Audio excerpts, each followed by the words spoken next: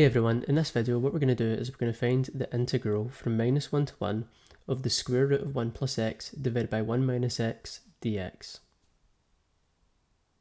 Now let's begin by multiplying the numerator and the denominator by the square root of 1 plus x. Now when a square root of a given value is multiplied by itself, the result is just a given value. So we have the square root of 1 plus x times the square root of 1 plus x. That's just equal to 1 plus x raised to 1/2 plus 1/2, which is just equal to 1 plus x raised to the first power, which we omit. Now, the product of two square roots of two different values is equal to the square root of the product.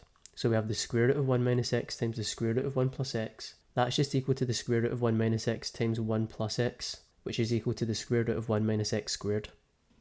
This allows us to rewrite our integral as the integral from -1 to 1 of 1 plus x divided by the square root of 1 minus x squared dx. And we can actually rewrite this integral as the sum of two integrals. So we have the integral from -1 to 1 of 1 divided by the square root of 1 minus x squared dx plus the integral from -1 to 1 of x divided by the square root of 1 minus x squared dx.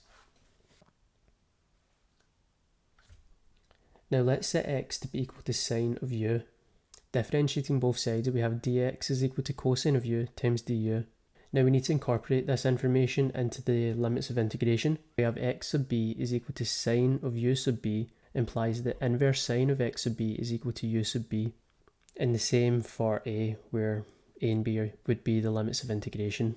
This allows us to rewrite our integral as the integral from inverse sine of -1 to inverse sine of 1 divided by the square root of 1 minus sine squared of u multiplied by cosine of u du plus the integral with the same limits of integration of sine of u divided by the square root of 1 minus sine squared of u times cosine of u du. Now we need to make use of the following trigonometric identity, which we can rewrite in the following form. Using this information allows us to rewrite our integral as the integral of inverse sine of -1 to inverse sine of 1 divided by cosine of u multiplied by cosine of u du plus the integral with the same limits of integration of sine of u divided by cosine of u times cosine of u du. Now, cosine of u multiplied by cosine of u is just 1, and sine of u divided by cosine of u multiplied by cosine of u is just equal to sine of u because the cosines cancel in both cases. So we're left with the following two integrals. Now we can go ahead and just evaluate this integral. On the left hand side we just have u, and on the right hand side we have minus cosine of u.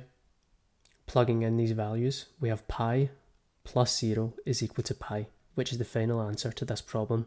Thank you very much for watching.